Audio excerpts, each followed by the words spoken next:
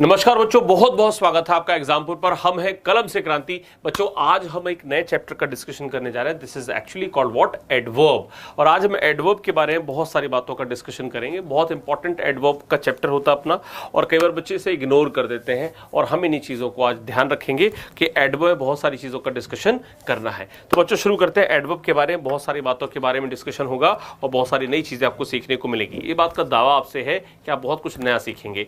तो ये बच्चों जो आपको एडवर्ब से रिलेटेड चीजें मैं अब कराने जा रहा हूं, ध्यान से सुनिएगा और करेंगे अब अपने से, ठीक है। चलिए शुरू करते हैं। तो एडवर्ब में क्या क्या पढ़ना है इसको देखते हैं। चलिए, एडवर्ब का काम क्या होता है मेरे बच्चों, ध्यान से देखिए। एडवर्ब जो है एक वर्ड है जो क्या काम करता है, क्वालिटी बढ़ाता है। किस किस की, वर्ब की, एडजेक्टिव की और अपनी खुद की। जैसे एक सेंटेंस में यहां पर लिख दूं, आई एम वॉकिंग। सेंटेंस क्या है, आई एम वॉकिंग। तो इसका मतलब क्या है, मैं टहल रहा हूं। और दूसरा सेंटेंस है आई एम, दूसरा सेंटेंस है आई एम इंटेलिजेंट। एक सेंटेंस अपने पास ये है, आई एम इंटेलिजेंट। और एडवर्ब वाली बात को हम देखेंगे बाद में। अब लिखा है आई एम वॉकिंग, तो मैं टहल रहा हूं। मैं कैसे टहल रहा हूं, आई एम वॉकिंग कैसे, क्विकली। तो क्विकली का मतलब क्या है, मैं तेजी से टहल रहा हूं, ठीक। तो ये क्विकली किसकी क्वालिटी बढ़ा रहा है, वॉक करने की, ना कि आई की क्वालिटी बढ़ा रहा है। ध्यान से देखना। एडजेक्टिव के तौर पर आई एम इंटेलिजेंट, मैं इंटेलिजेंट हूं। और मैं कितना इंटेलिजेंट हूं इस बात को दिखाने के लिए हम किसका इस्तेमाल करेंगे, एडवर्ब का। तो मैं कहूं आई एम वेरी इंटेलिजेंट, मैं कितना इंटेलिजेंट, बहुत इंटेलिजेंट। इंटेलिजेंट किसकी क्वालिटी बता रहा है, आई की। और वेरी किसकी क्वालिटी बता रहा है, इंटेलिजेंट की। तो वेरी भी क्या हो गया, एक एडवर्ब। यहां पर क्विकली भी क्या था, एक एडवर्ब। बात क्लियर। चलिए अब देखो, ये अपनी क्वालिटी को भी बढ़ाता है। कैसे बढ़ाता है, जैसे मैंने कहा I am walking quickly, I am walking quickly. बात clear. I am walking quickly, मैं तेजी से टहल रहा हूं। और अब इस बात को मैं ऐसे लिखूंगा, आई एम वॉकिंग क्विकली को मैं इसको लिख रहा हूं ऐसे, आई एम वॉकिंग वेरी क्विकली। तो कहने का सेंस क्या निकला, आई एम वॉकिंग वेरी क्विकली, मैं टहल रहा हूं कितना तेजी से, बहुत तेजी से। तो क्विकली किसकी क्वालिटी बढ़ा रहा है, वॉकिंग की। और वेरी किसकी क्वालिटी बढ़ा रहा है, क्विकली की। तो क्विकली भी एडवर्ब तो पहले से ही पता था, और वेरी भी क्या है, एडवर्ब है। यानी कि एक एडवर्ब दूसरे एडवर्ब की विशेषता को बढ़ाता है। एक एडवर्ब दूसरे एडवर्ब की विशेषता को बढ़ाता है, और यह खूबी किसी और में नहीं होती। एक एडजेक्टिव दूसरे एडजेक्टिव की विशेषता को कभी नहीं बढ़ाता है, बल्कि एक एडवर्ब ही ऐसा है जो अपनी खुद की क्वालिटी को इंप्रूव कर लेता है। एडजेक्टिव का काम क्या होता है, नाउन या प्रोनाउन की क्वालिटी को बताना, जबकि एडवर्ब का काम क्या होता है, वर्ब एडजेक्टिव एडवर्ब की क्वालिटी को बताना। हालांकि ये प्रेपोजिशन और कंजक्शन की क्वालिटी को बढ़ाते हैं, पर उसको यहां पे डिस्कस करना इतना जरूरी नहीं। बस आप इतना समझ लीजिए कि एडवर्ब जो काम करेगा वो तीन बातों को दिखाएगा। किस किस को, ये अपनी क्वालिटी बढ़ा लेगा, ये वर्ब की क्वालिटी बढ़ा देगा, और ये एडजेक्टिव की क्वालिटी को बढ़ा देगा, जैसे हमने अभी यहां पर देखा। अब कुछ और सेंटेंसेस के थ्रू हम इस बात को समझने की कोशिश करेंगे। चलिए आगे चलते अपनी बात को लेकर, चलो आगे बढ़े। अब देखो अपने पास कुछ सेंटेंसेस हैं, ध्यान से देखते चले। He is very well, तो well किसको है, किसके लिए आया है, he के लिए आया है। तो well क्या है, एक्चुअली में एडजेक्टिव है, ठीक। और वेरी किसकी क्वालिटी बता रहा है, वेल की। उसको ही से कोई मतलब नहीं है, उसका ही से कोई लेना देना नहीं है, वो तो वेल वेल के अकॉर्डिंग है। तो वो क्या बन जाएगा, एडवर्ब, क्योंकि वो वेल यानी कि एडजेक्टिव के लिए आया है। अगला sentence, he follows his routine regularly, वह अपने रूटीन को कैसे फॉलो करता है, रेगुलरली फॉलो करता है। तो रेगुलरली किसके लिए आया, फॉलो करने को आया, ही के लिए नहीं आया। रेगुलरली किसके लिए आया, फॉलो करने के लिए आया है। तो इस पॉइंट ऑफ व्यू से समझने की कोशिश करो, यहां जो रेगुलरली है वो भी क्या बन जाएगा, एक एडवर्ब बन जाएगा। बात क्लियर हुई, बिल्कुल हुई होगी। अगली बात पर आते हैं। अगला पॉइंट ऑफ व्यू समझने की कोशिश करो। तीसरा, it is well routine task. यहां पर देखो, इट इज वेल रूटीन, इसको रूटीन कर देना बेटा। It is well routine task, तो इट इज, और यहां पर ए भी लगाना है, it is a well routine task.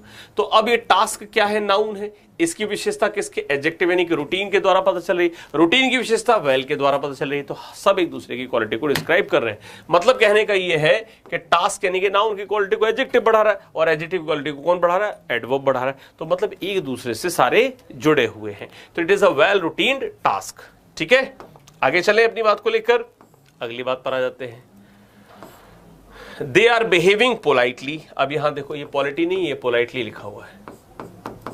They are behaving politely, वे कैसे व्यवहार कर रहे हैं, बहुत पोलाइटली। तो पोलाइटली किसकी विशेषता बता रहा है, बिहेविंग की विशेषता बता रहा है। किसकी बता रहा है, बिहेविंग की विशेषता बता रहा है। तो बात बहुत सिंपल सी और समझने वाली है। क्या, बहुत सिंपल सा पॉइंट ऑफ व्यू क्या है कि जो पोलाइटली है वो बिहेविंग के लिए आया है, यानी कि ये हो गई वर्ब और ये पोलाइटली क्या हो गया, एडवर्ब। क्यों, क्योंकि ये किसके लिए आ रहा है, वर्ब के लिए आ रहा है।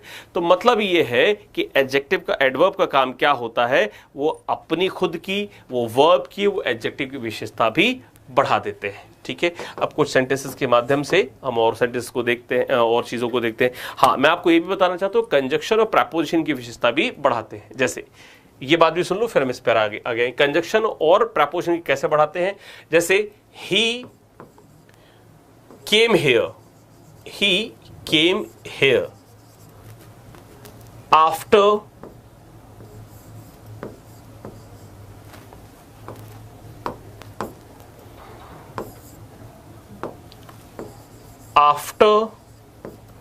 you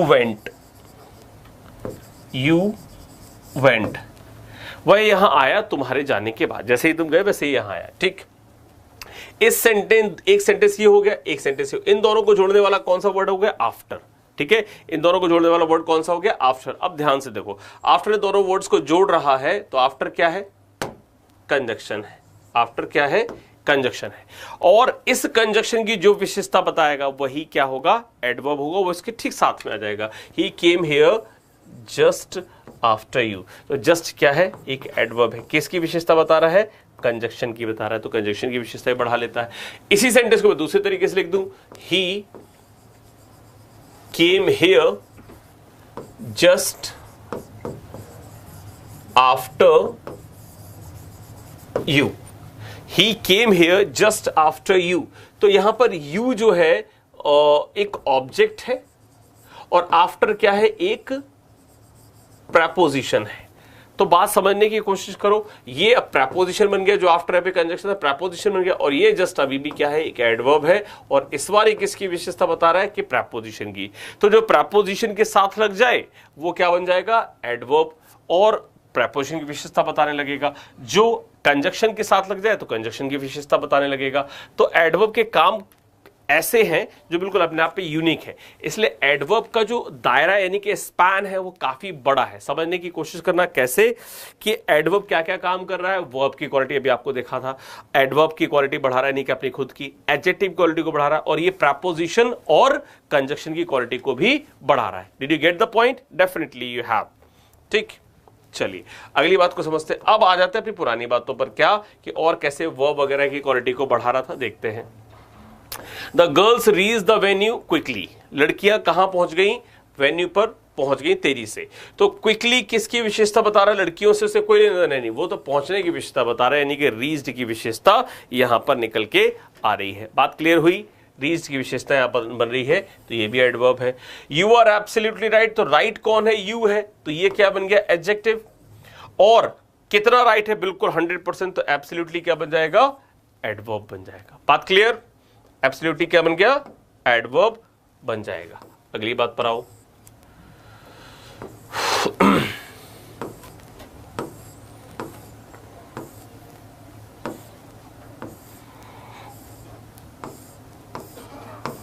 अब 7वां सेंटेंस देखो, he is a fast bowler. He is a fast bowler, ये हटा देना। He is a fast bowler, वह कैसा बॉलर है, फास्ट है।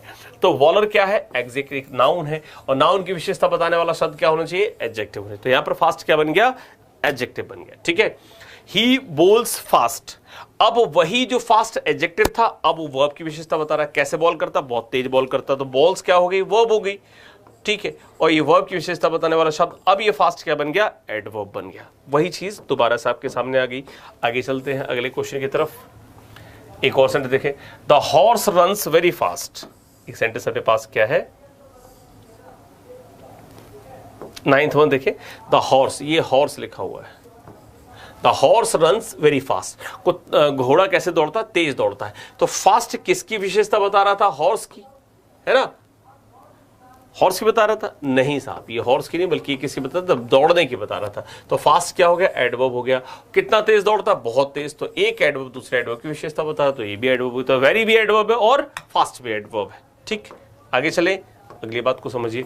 अब यहां पर मैंने आपके सामने कुछ क्वेश्चन रखे हैं, क्वेश्चन नंबर 10, 11, 12, 15, ये 15 तक क्वेश्चन मैंने आपको दिए हैं। ये 6 क्वेश्चन आपके सामने हैं। एक बार 1 मिनट का टाइम दे रहा हूं, जरा इनको करके दिखाओ किसमें क्या है, फिर मैं आपको समझाता हूं।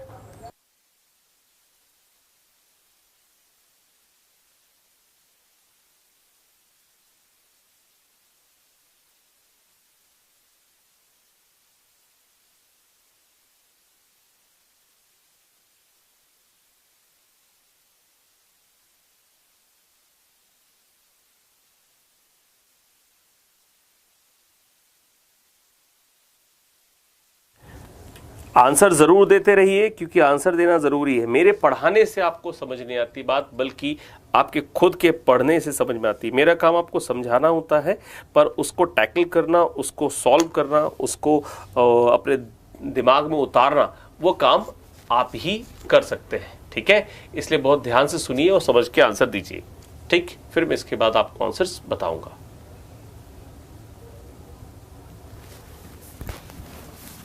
चलिए शुरू करते हैं आपकी बात को। देखें यहां पे, ही इज एब्सोल्युटली फाइन, तो फाइन क्या है, एडजेक्टिव। किसकी विशेषता बता रहा है, ही की, और एब्सोल्युटली क्या बन गया, एडवर्ब। एब्सोल्युटली क्या बन गया, एडवर्ब। ठीक, he is a right person, person क्या है, नाउन है, और राइट इस पर्सन की विशेषता बता रहा, तो राइट क्या बन गया, एडजेक्टिव।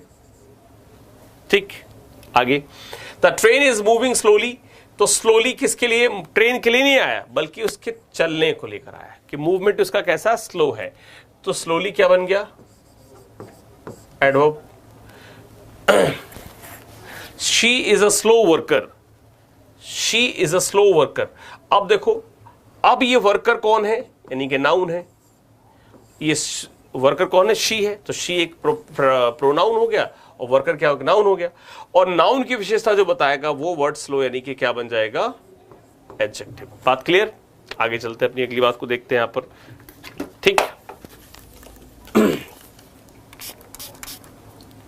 चलो अब समझो, his regular activities are not useful, his regular activities are not useful. अब यहां पर देखो यूजफुल क्या है, सबसे पहले तो यूजफुल की बात करते हैं। यूजफुल किसके लिए आया, एक्टिविटीज के लिए आया, तो एडजेक्टिव बन गया।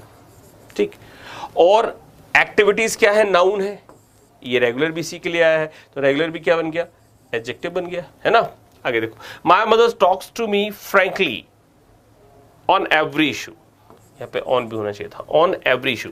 अब यहां पर देखो, बात करने का तरीका कैसा है, फ्रैंकली, तो फ्रैंकली क्या बन गया, एडवर्ब बन गया। ठीक, आगे बढ़े, तो काफी इंपॉर्टेंट बातें इसमें थी, और अगली बात को देखते हैं। 3 क्वेश्चन और है। He is playing nicely in the park, तो नाइस जो है वो क्या है, नाइसली इसमें क्या है, एक एडवर्ब है। He gave me money nicely, ठीक है, उसने मुझे बहुत अच्छे तरीके से पैसे दिए, तो नाइसली क्या है, यहां भी एडवर्ब है, क्योंकि गेव की क्वालिटी डिस्क्राइब हो रही। He promised me a book, he promised me a book, he promised me a book quickly, तो क्विकली यहां पर क्या है, एक एडवर्ब है, क्योंकि प्रॉमिस करने का तरीका बता रहा है, उसने तुरंत मुझसे प्रॉमिस किया। ठीक है, आगे चलते हैं।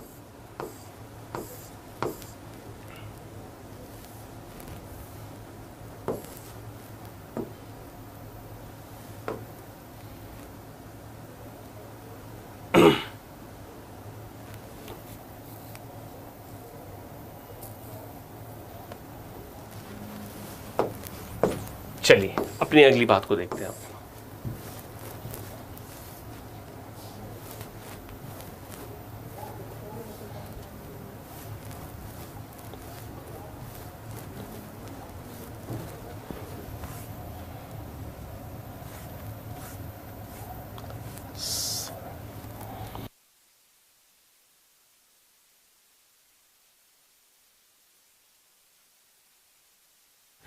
तो बच्चों ये बात आप समझ गए।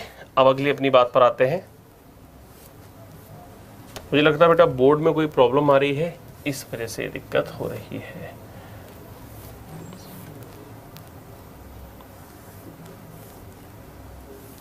अच्छा, मैं आपको थोड़ा सा आगे ले गया, इसमें और भी चीजें थी, वो मैं आपको यहाँ पर बताना चाह रहा था।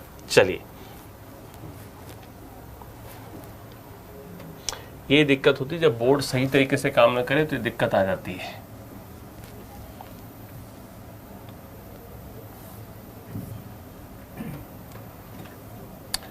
चलो शुरू करते हैं अपनी बात। Adverbs are of many types. Adverbs कई तरह के होते हैं। Adverbs are of many types, but there are some are as follows. पर कुछ ऐसे हैं जिनको हम अभी शुरू कर सकते हैं। अभी हम जो डिस्कस करने जा रहे हैं बहुत इंपॉर्टेंट चीज है। अब हम इसको लेके चलते हैं कि ये तो पीडीएफ आपको मिल ही जाएगा, लेकिन आप इसको समझने की कोशिश करो बोर्ड पर थोड़ा सा, ताकि आपको बात और अच्छे से क्लियर हो सके। ठीक, तो मैं आपको बोर्ड पर थोड़ा सा समझाता हूं। ये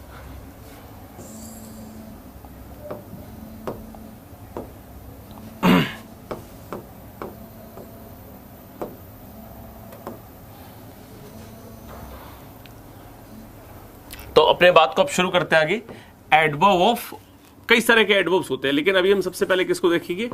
एडवर्ब ऑफ मैनर। किसको देखेंगे? Adverb of manner. आपने सुना है कभी एडवर्ब ऑफ मैनर के बारे में? It's a very important thing.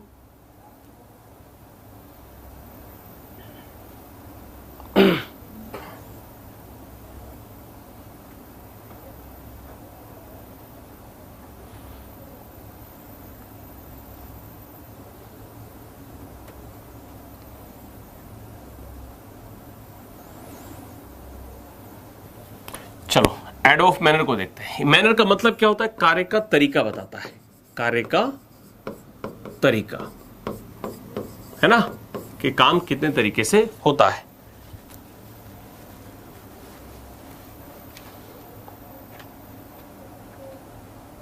चलो अब देखते हैं अपनी बात को आगे।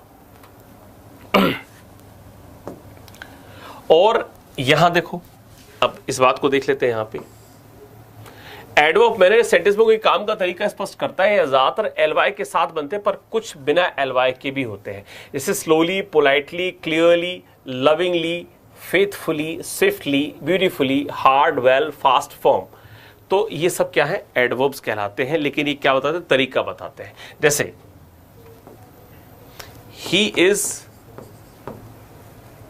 He works hard. He works hard, तो ये हार्ड किसकी विशेषता है? वर्क करने की, तो एडवर्ब बन गया। ठीक है। ही टॉक्स पोलाइटली, वह कैसे बात करता है? पोलाइटली। तो तरीका पता चल रहा है इसमें। ठीक है, तो ये एडवर्ब ऑफ मैनर होता है। यही देख लेते हैं हम बोर्ड की अपेक्षा। यहाँ पे थोड़ा सा ज्यादा अपने पास लिखा हुआ है, तो काफी काम ना इससे बन जाएगा। अगला एडवर्ब ऑफ प्लेस, जो जगह की बात करे। किसकी बात करे? जो जगह की बात करे। जैसे लिखा है here, there, away, inside, far, near, outdoors, indoors, hither, thither. बहुत जरूरी बातें हैं ये। ठीक है, जैसे सपोज अपने पास जगह जैसे है, एक सेंटेंस है यहां पर, ही लिव्स अबव। तो कुछ लोग कहेंगे सर ये तो प्रपोजिशन, पर प्रपोजिशन तब होता है जब उसके आगे ऑब्जेक्ट होता है। यहां सेंटेंस क्या लिखा है? ही लिव्स अबव, तो कहां रहता है? ऊपर रहता है। तो ये अबव किसका काम कर रहा है? एडवर्ब ऑफ प्लेस का काम कर रहा है। जैसे I live here, I live here, तो मैं कहां रहता हूं? मैं यहां रहता हूं। तो हियर क्या है? एडवर्ब का काम कर रहा है। एडवर्ब किसी जगह को नहीं दिखाएगा। जैसे आई लिव इन मुंबई, तो मुंबई वहां पर एडवर्ब नहीं है, वो नाउन है। हालांकि वहां एडवर्ब आपको मिल सकता है ढूंढने से, लेकिन मुंबई जनरली क्या है? नाउन है। अगला adverb of time, everyday, last night, last month, today, tomorrow, late, lately, now, immediately, day after tomorrow, in present, at present, soon, just now. ये सब क्या है? एडवर्ब ऑफ टाइम है। इसमें एक बेटा ऐसा वर्ड है जो एडवर्ब की तरह काम नहीं कर रहा है, बाकी सब इसमें एडवर्ब की तरह काम कर रहे हैं। तो बताओ ऐसा कौन सा वर्ड है जिसमें एडवर्ब की तरह काम, इसमें जो एडवर्ब ऑफ टाइम नहीं है, बाकी सब इसमें एडवर्ब ऑफ टाइम है। एक ऐसा वर्ड है जो एडवर्ब ऑफ टाइम नहीं है, वो कौन सा है? प्लीज मुझे बताइए। कोई बता सकता है मुझे? चलो देखते हैं। यहां सारे एडवर्ब थे, लेकिन ये एडवर्ब ऑफ टाइम नहीं था। ये तो क्या है, प्रतिदिन की बात कर रहा था। जो प्रतिदिन की बात करेगा वो क्या कहलाएगा, एडवर्ब ऑफ टाइम थोड़ी होगा, वो तो होगा क्या, एडवर्ब ऑफ फ्रीक्वेंसी। बात समझ गए, ये क्या कहलाएगा, एडवर्ब ऑफ फ्रीक्वेंसी। आगे चलते अपनी अगली बात को समझते हैं। तो अब आते हैं हम एडवर्ब ऑफ फ्रीक्वेंसी पर। काम कितनी बार हुआ शो करेंगे, hardly, scarcely, rarely, seldom, always, never, just, still. ठीक है, hardly, rarely, scarcely, seldom, always, never, just, still. जैसे इसमें मैं कहूं आई हार्डली गो देयर, तो क्या सेंस निकला, मैं कभी कभारी वहां पर जाता हूं। शी रेयरली कम्स हियर, वह कभी कभारी यहां आती है। तो ये जो एडवर्ब्स हैं बहुत इंपॉर्टेंट है जानना आपके लिए, इनका इस्तेमाल कैसे होता है। अगला एडवर्ब ऑफ क्वांटिटी, बात समझने की कोशिश करना। एडवर्ब ऑफ क्वांटिटी, और एडवर्ब ऑफ क्वांटिटी बड़ा इंपॉर्टेंट है, कैसे इसको समझेंगे। एडवर्ब ऑफ क्वांटिटी क्या है, ये क्वांटिटी को बताएगा, और खास तौर पर ये उन जगहों पर लगेगा जहां पर कैसी चीजें हैं, जहां पर हम बात करेंगे उन चीजों के बारे में जो अनकाउंटेबल होती हैं। जैसे आई हैव इनफ मनी, ठीक है, इट इज एंटायरली डन, इस तरह से लिखा जाएगा। तो ये सब क्या होंगे, एडवर्ब का काम करेंगे। सॉरी, जो इनफ यहां पर इनफ मनी लिखा तो वो इनफ एडजेक्टिव है। मैं कहूं आई एम काइंड इनफ, तो काइंड क्या हो गया, एडजेक्टिव, और इनफ क्या हो गया, एडवर्ब हो गया। उसमें इनफ मनी में इनफ जो था वो एडजेक्टिव था। Adverb of number, once, twice, thrice, जैसे ही केम हियर ट्वाइस, वह यहां 2 बार आया है। तो इस तरह की जो चीजें हैं ये एडवर्ब ऑफ नंबर में रखी जाती हैं। फिर अपने पास है adverb of reason. Adverb of reason क्या है, ये बात का तरीका, ये बताता है कि ऐसा क्यों हुआ। जैसे इसके लिए एक सेंटेंस देखें यहां पे,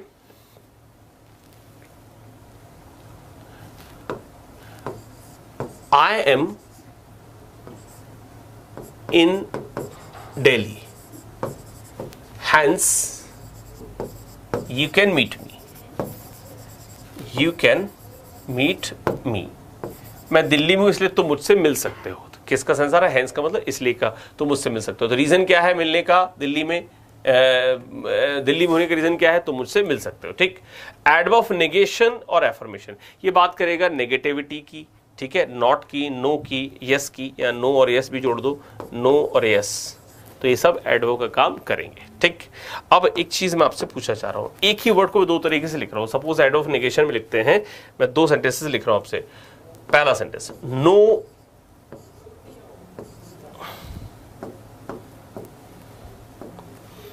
no student can do this, no student can do this। अब ये सेंटेंस लिखा हुआ है, कोई स्टूडेंट ये काम नहीं कर सकता, no student can do this। अब ध्यान से समझो, no student can do this, ये जो लिखा हुआ है इस सेंटेंस में स्टूडेंट क्या हो गया, नाउन हो गया, और ये जो नो है वो क्या है, एडजेक्टिव, ना कि ये एडवर्ब। आप इसे ये भी कह सकते हैं कि नो एक डिटर्मिनर का भी काम कर सकता है। ठीक, नो एडवर्ब कैसे बनेगा, तो इस बात को समझिएगा। नो एडवर्ब कैसे बनेगा, अगर मैंने कहा are you coming today, are you coming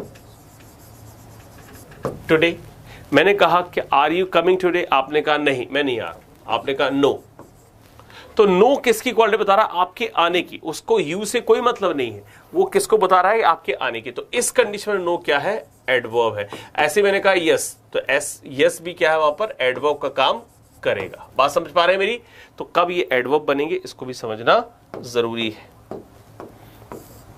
अगला, अब इंटरोगेटिव एडवर्ब्स के बारे में बात करेंगे। W H family is known, W H family is known as interrogative adverb.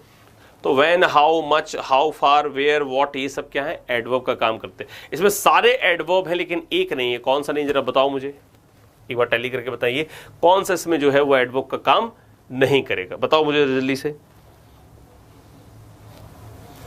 कौन सा इसमें जो है जो एडवर्ब का काम नहीं करेगा, बताइए जल्दी से, कौन सा इसमें जो है एडवर्ब का काम नहीं करेगा।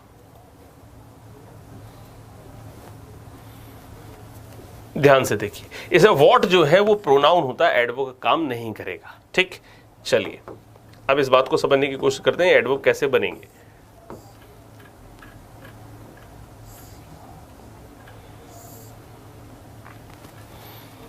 देखो मैंने कहा when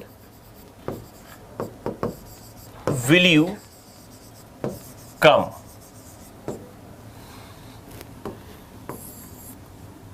when will you come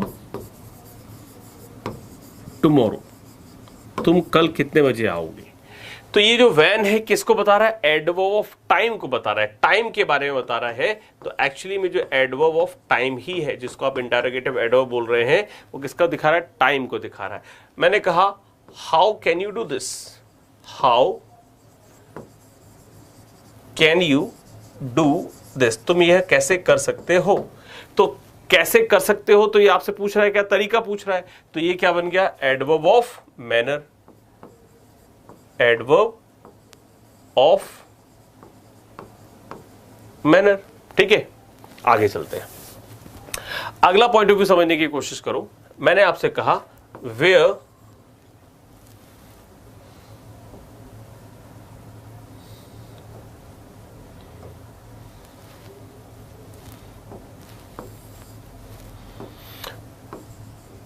where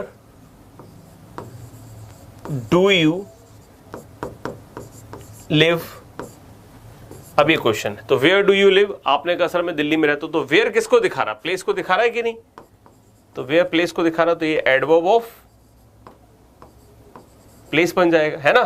तो where है, how है, when है, ये सब क्या है, एडवर्ब का काम कर रहे हैं, सारे इंटरोगेटिव एडवर्ब कहलाते हैं। अच्छा और देखिए, और देखते हैं,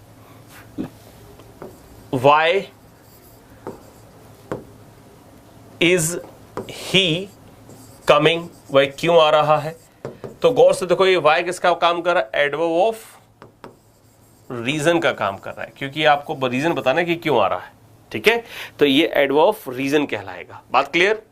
चलिए अगली बात को समझने की कोशिश करते हैं, पोजीशन ऑफ एडवर्ब। हम इसको समझेंगे। चलिए इसको हम थोड़ा सा बोर्ड पर देखते हैं तो ज्यादा हमें बात समझ में आएगी। पोजीशन ऑफ एडवर्ब,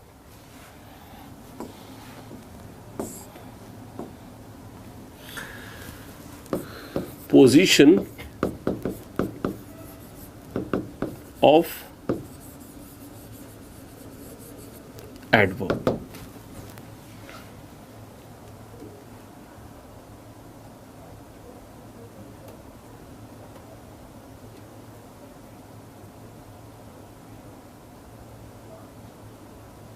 चलिए तो पोजीशन ऑफ एडवर्ब में हम तीन को देखें खासतौर पर, adverb of manner, adverb of place, adverb of time. इन तीन को देखना है खासतौर पर। अच्छा, बहुत पहले क्लासेस की शुरुआत में मैंने आपको ट्रांजिटिव और इनट्रांजिटिव वर्ब समझाई थी। तो ट्रांजिटिव वर्ब किसे कहते हैं, ट्रांजिटिव वर्ब वो वर्ब होती है इसके आगे ऑब्जेक्ट होता है जो क्या और किसे का सेंस देता है।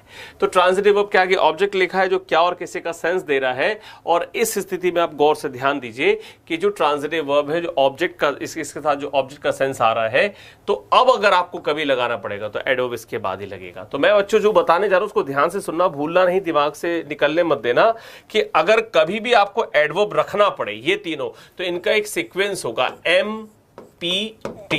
पहले एडवर्ब मैनर आएगा, फिर प्लेस आएगा, फिर टाइम आएगा। और ट्रांजिटिव वर्ब के साथ जब आप इसे रखेंगे तो पहले एम, फिर पी, फिर टी। मान लीजिए पी नहीं है तो एम टी मान लो, एम नहीं है तो पी टी मान लो, टी नहीं है तो एम पी रहेगा, यही सीक्वेंस भूलना नहीं है। और अगर इनट्रांजिटिव वर्ब हो जाती है, अगर इनट्रांजिटिव वर्ब हो जाती है तो खास तौर पर इस बात का ख्याल रखना कि इनट्रांजिटिव वर्ब के बाद कोई ऑब्जेक्ट होता नहीं है। उस कंडीशन में ठीक उस वर्ब के बाद आपको एमपीटी रख देने हैं।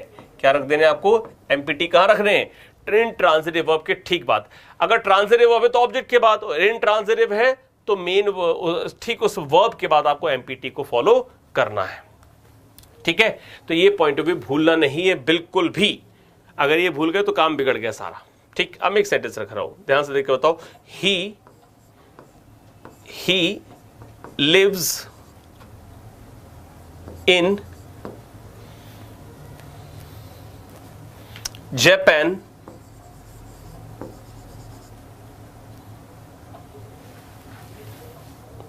लिव से नहीं बनेगा, ये बनेगा लिविंग से बनेगा।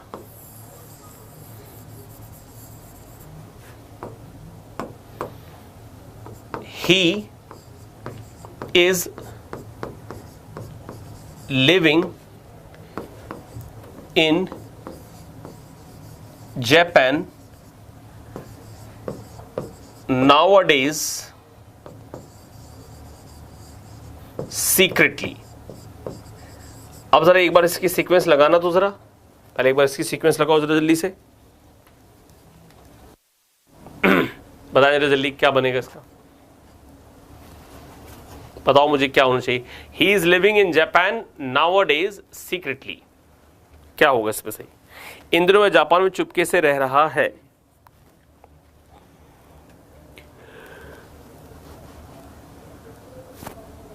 आसानी से किया जा सकता है अगर आप ध्यान से देखें तो।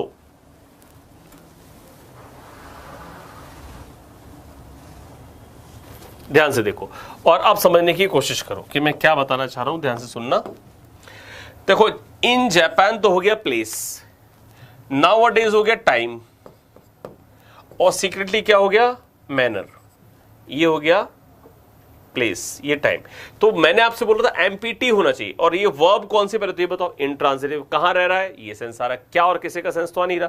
तो सबसे पहले क्या आएगा, सबसे पहले आएगा एमपीटी में क्या है, सीक्रेटली। सबसे पहले सीक्रेटली, फिर क्या आएगा, इन जापान, ठीक है, और फिर क्या आएगा, नाउअडेज। तो बात को समझ में आई। इनको रखने का तरीका क्या है, एक सीक्वेंस है, उस सीक्वेंस को भूलना नहीं है। बात क्लियर हुई। आगे बढ़े अपनी बात को लेकर। तो एडवर्ब ऑफ मैनर में ये बात ध्यान रखना है। अगला, he is playing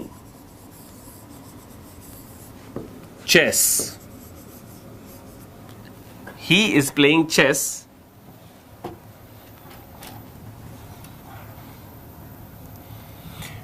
efficiently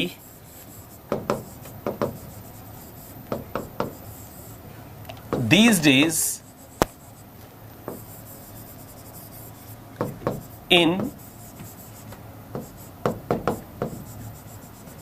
Britain. तो यहां ये सेंटेंस रखो, जरा इसके बारे में बताओ मुझे।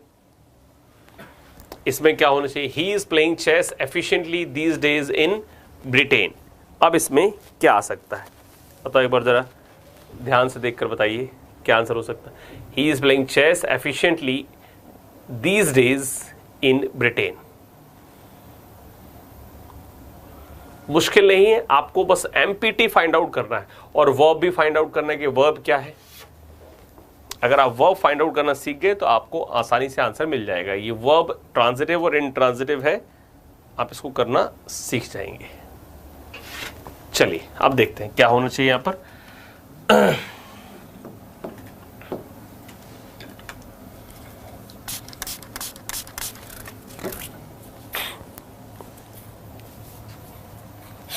He is playing chess efficiently these days in Britain। सबसे पहले देखो वर्ब क्या है, क्या खेल रहा है, चेस। तो क्या का सेंस आ गया, तो वर्ब क्या हो गई, ट्रांजिटिव वर्ब हो गई कि नहीं। तो ट्रांजिटिव वर्ब और उसके ऑब्जेक्ट तक तो सही है, यहां तो कुछ हो नहीं था। अब यहां रखना था, सबसे पहले क्या आएगा, एफिशिएंटली, बिल्कुल ठीक था क्योंकि मैनर आ गया, और फिर आना चाहिए था मैनर के बाद प्लेस आना चाहिए था, कहां पर, इन ब्रिटेन। तो यहां गड़बड़ था, ब्रिटेन उसके बाद आ जाएगा, और फिर क्या आ जाएगा, दीज डेज। बात क्लियर। तो he is playing chess efficiently in Britain these days. वह बहुत अच्छा तरीके से, बहुत अच्छे तरीके से चेस खेल रहा है, कहां पर, ब्रिटेन में। अगले पॉइंट को समझने की कोशिश करते हैं। ठीक है, अब मैं आपके सामने एक सेंटेंस रख रहा हूं, या मैं आपसे कुछ सेंटेंस पूछ रहा हूं, यहां पर जो पूछे गए हैं सेंटेंस, उन्हीं के बारे में आपसे पूछता हूं। तो ये एमपीटी वाला आ गया ना, यहां कुछ सेंटेंसेस हैं, जरा बताओ।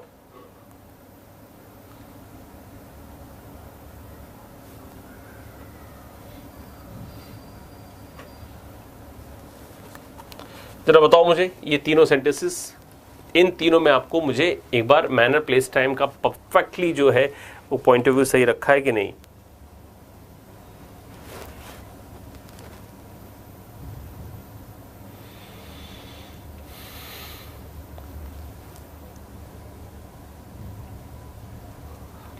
ठीक है, चलो ध्यान से देखो। ही is playing nicely in the park, वह कहां खेला? पार्क में। तो ये क्या हो गया? इन द पार्क, प्लेस, और नाइसली क्या हो गया? मैनर। तो एमपी का फॉर्मेट आ गया, बिल्कुल ठीक है। आगे चलते हैं अगली बात पर। He gave me money nicely, उसने बहुत अच्छे तरीके से मुझे पैसे दिए। तो किसे दिए? मुझे। क्या? पैसा। तो ये जो वर्ब है ट्रांजिटिव है, उसका ऑब्जेक्ट उसके साथ लगे, इन दोनों ऑब्जेक्ट। तो नाइसली इसके बाद रखा है, नाइसली इसके बाद रखा, सेंटेंस बिल्कुल ठीक है। अगला, he promised me a book, he promised me a book quickly, उसने तुरंत ही मुझे क्या प्रॉमिस कर दी? किताब के लिए। तो ये सेंटेंस भी बिल्कुल ठीक था, क्योंकि ये दोनों तीनों वर्ब क्या थी? पहली वाली जो थी वो इंट्रांजिटिव, बाकी दोनों ट्रांजिटिव वर्ब थी। ठीक है, तो ये पूरा पॉइंट ऑफ व्यू इसमें था। हम थोड़ा सा और डिटेल में चलते हैं, जिसको हम समझेंगे अपने बोर्ड पर इसके थ्रू। ठीक है, चलो आगे बढ़ते हैं। अब देखना, एक सेंटेंस आपके सामने रख रहा हूं, मुझे बताना है सेंटेंस में क्या होना चाहिए। ही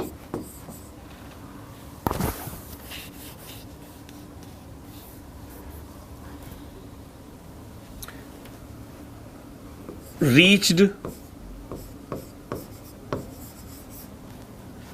और यहां पर आपको भरने हैं, 3 वर्ड में लिख रहा हूं। पहला है क्विकली, दूसरा है हिज हाउस या हिज होम कर लीजिए, ठीक है, और होम क्विकली, और एक है आपके पास यस्टरडे। एक बार जरा कॉम्बिनेशन बनाने की कोशिश करें। ये मैनर है, ये प्लेस है, और ये टाइम है। जरा लगाओ इनको, एक बार मैं आपको दे रहा हूं टाइम, जरा सा लगा के दिखाई इसमें क्या होना चाहिए, फिर हम इसे आगे करेंगे।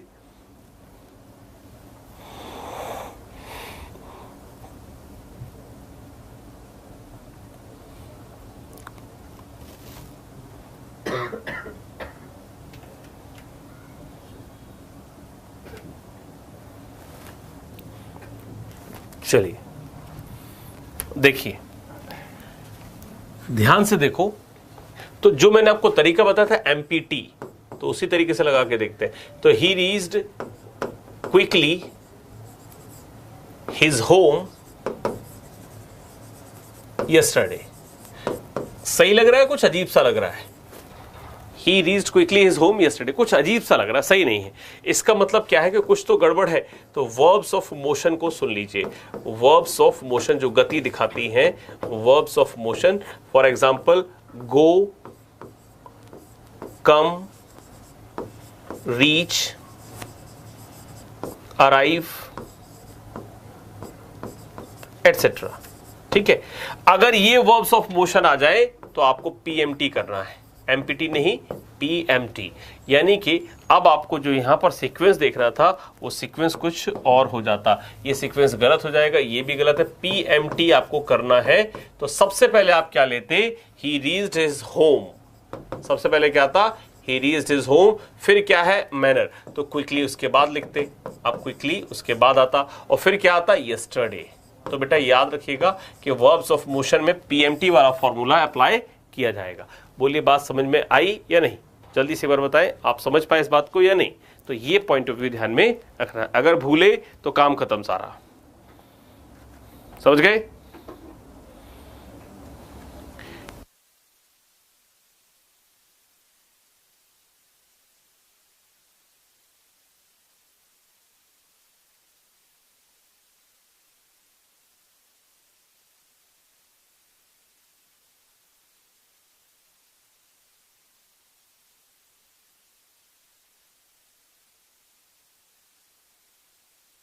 बात समझे नहीं? प्लीज बताएं।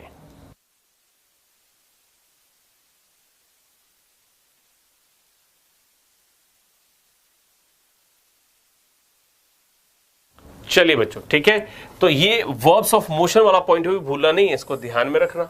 ठीक, अब एक सेंटेंस आपको मैं और देता हूं, ठीक, फिर आगे चलते हैं अपनी बात पर। एक सेंटेंस है, ही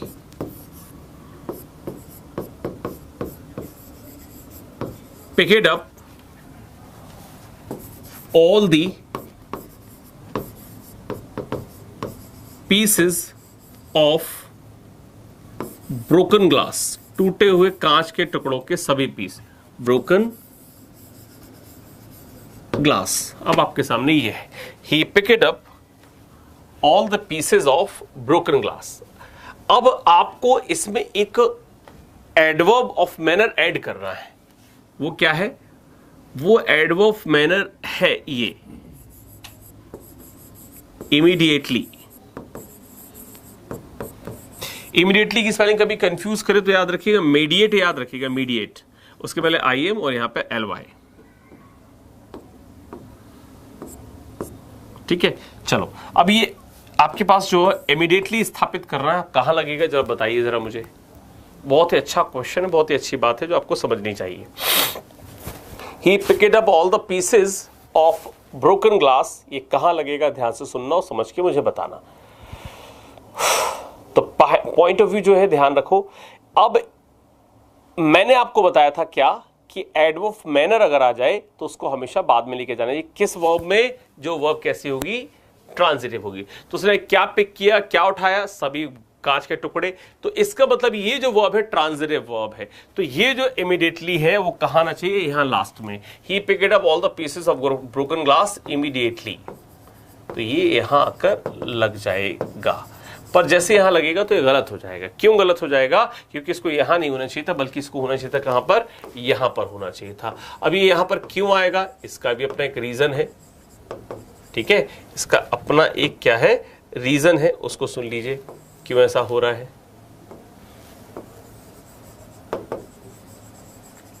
इसको यहां क्यों आना चाहिए था?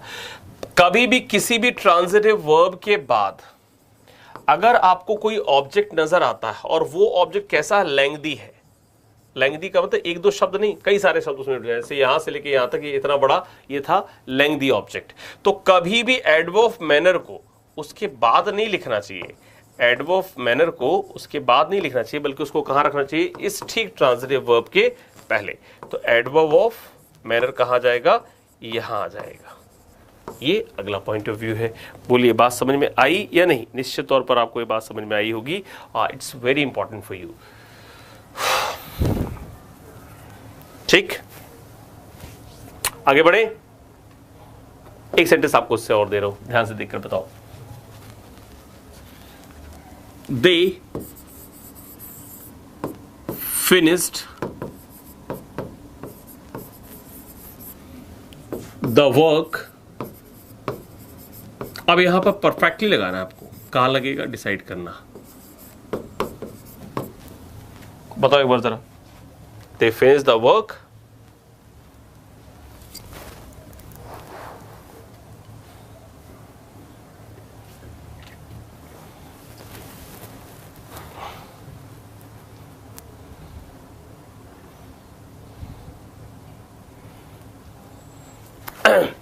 अब ये परफेक्टली कहां आना चाहिए? They finish the work perfectly, यहां लगना चाहिए। क्यों लगना चाहिए? उसका रीजन सुन लीजिए। Perfectly, they finish the work perfectly कहां लगना चाहिए? यहां लास्ट में लगना चाहिए। अब इसका रीजन क्या है? क्योंकि ये ऑब्जेक्ट जो है वो लेंग्दी तो है नहीं, सिंपल सा है। अगर मैं इस सेंटेंस में थोड़ा सा चेंज लिख रहा हूं और इसको ऐसे लिखूं, they finished all the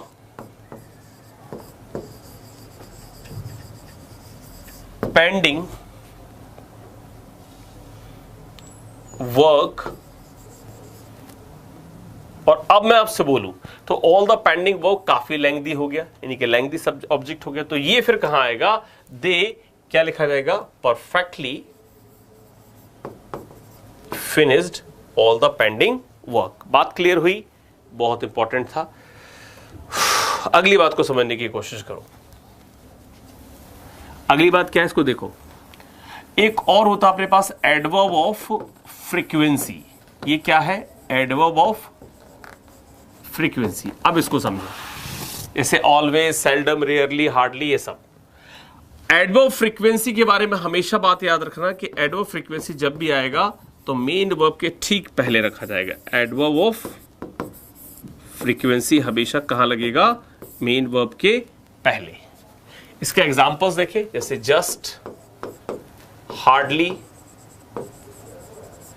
rarely, seldom, ठीक, ऑलवेज, एटसेट्रा, ठीक। तो अभी सेंटेंस लिखा है आई जस्ट हैव फिनिश्ड